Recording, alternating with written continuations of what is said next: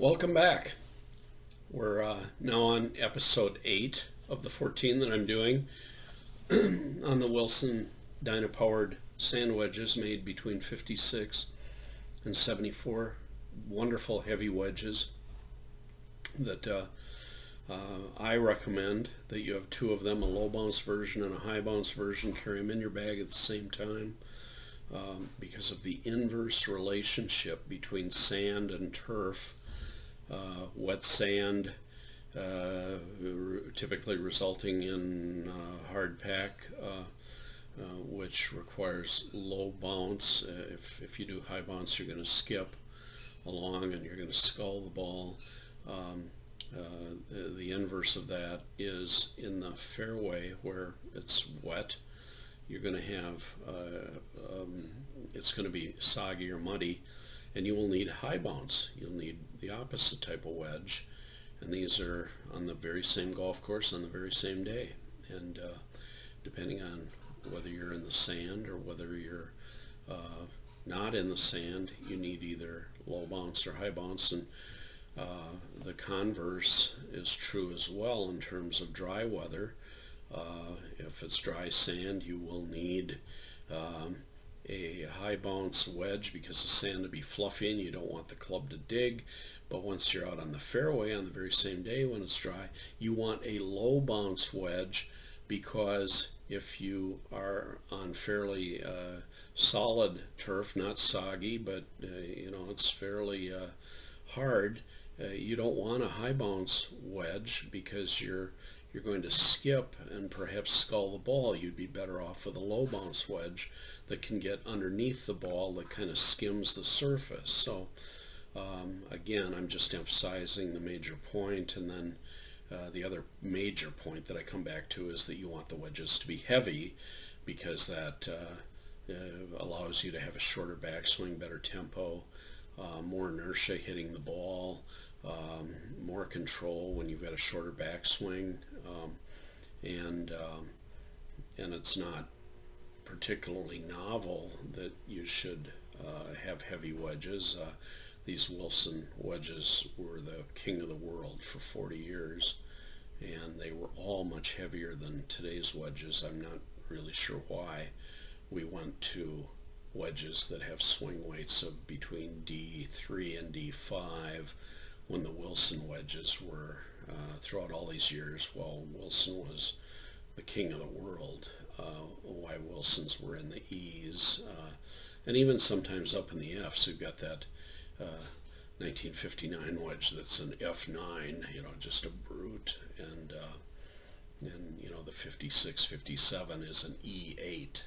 Those are a far cry from the D3 through D5 that the major companies are selling right now. So anyway, having returned to my major point of these 14 segments, I will now address the 71 through 75 wedges. There was a 2-year cycle, 71, 72, and then there was a 3-year cycle, 73 through 75. So I've got 2 wedges to show you, one from each of the cycle, and I will talk about the first of all, the 72, 71, 72.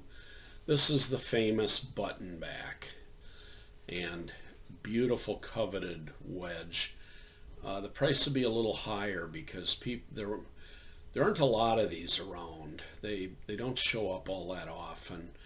They're kind of like 58 in that respect. When they do show up, they're heavily used. It's rare to see one in super great original condition. They have that little lucite button inserted there with the Wilson Staff crest in the middle. And another problem with these is if you want to re-chrome and re-groove, lots of times they lose the button or break the button and they can't reinsert the button.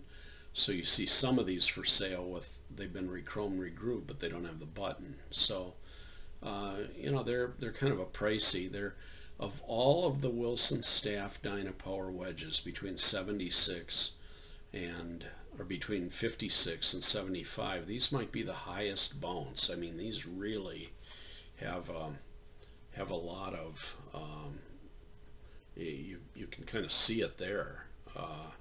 There's a lot of bounce on that one, and it might be the most of all that these wedges during this 20-year period had.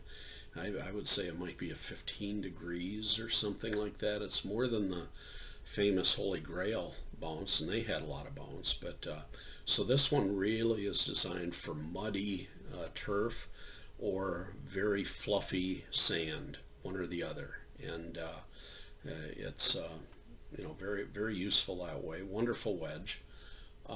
Steel shaft. They weren't putting aluminum on them anymore, so you don't need to worry about purchasing one with aluminum and perhaps having to replace it because it's bent or something.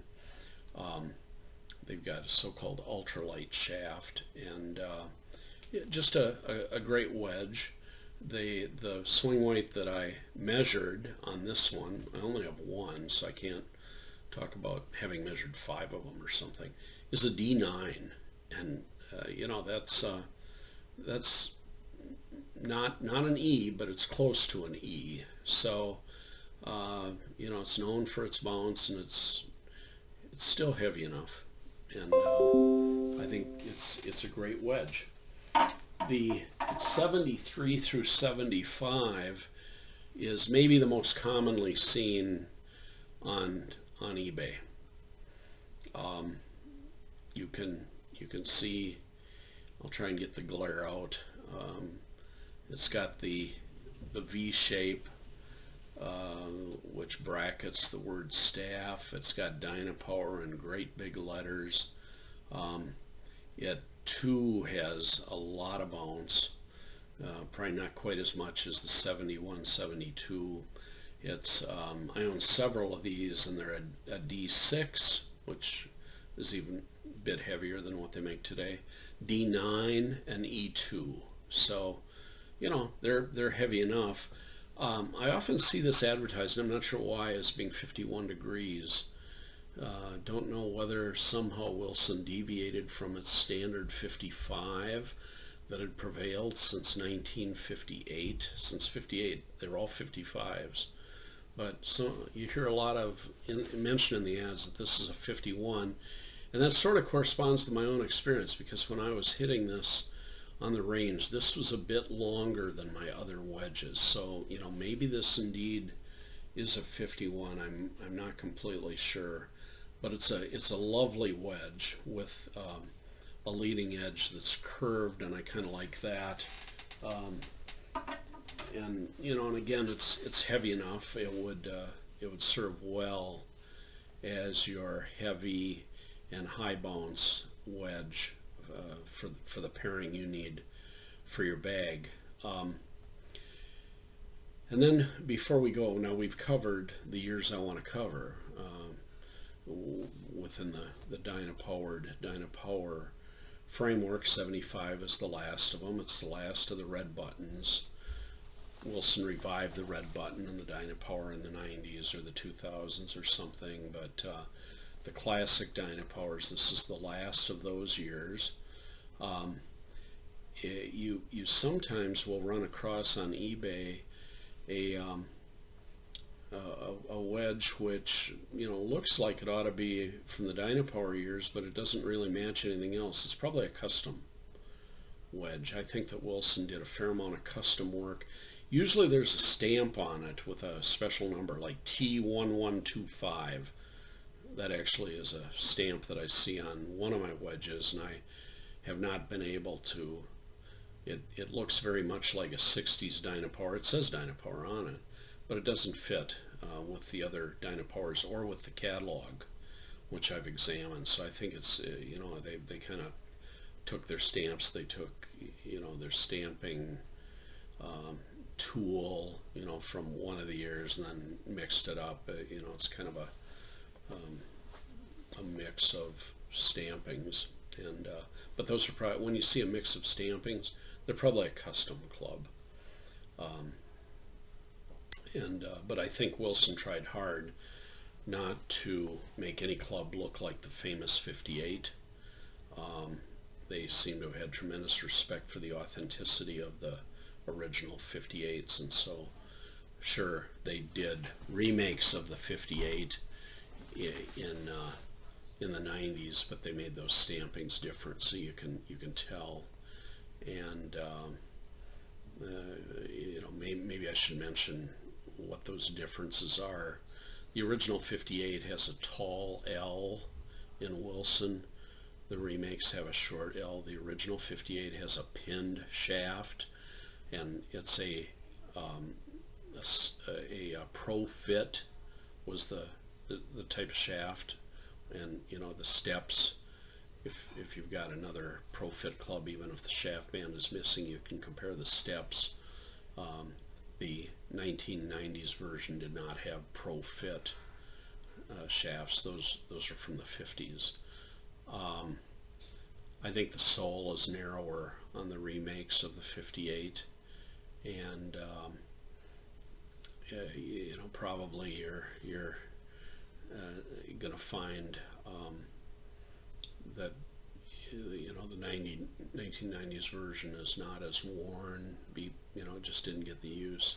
I also want to talk a little bit about regripping and purchasing these clubs. Sometimes they have this so-called reminder grip. I don't know whether you ever ran across a reminder grip in irons. It's actually what I grew up with on my Sam Snead Blue Ridges before I bought the 69 bullet backs.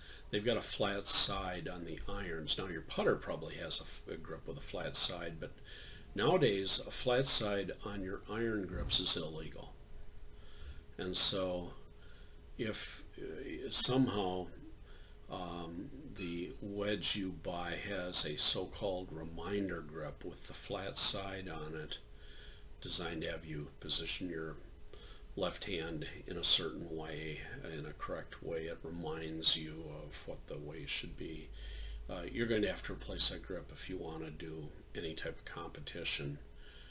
Just keep that in mind, and don't play a reminder grip. When you're playing in the league for money or whatever, you could get DQ'd for a reminder grip if somebody wants to be a stickler.